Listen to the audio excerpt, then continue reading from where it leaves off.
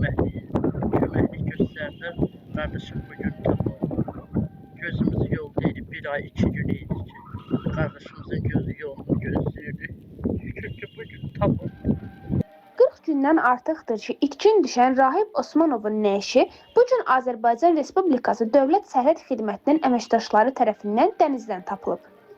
Kürdəmir rayonunun Qarasaqqal kəndində qeydiyyatda olan, lakin Pirallahı rayonunun Gürcan qəsəbəsində yaşayan Osmanov Rahib Ramiz oğlunun balıq tutmaq üçün öz qayığı ilə Xəzər dənizinə getdiyini və bir daha geri qayıtmadığını bildirmişdilər.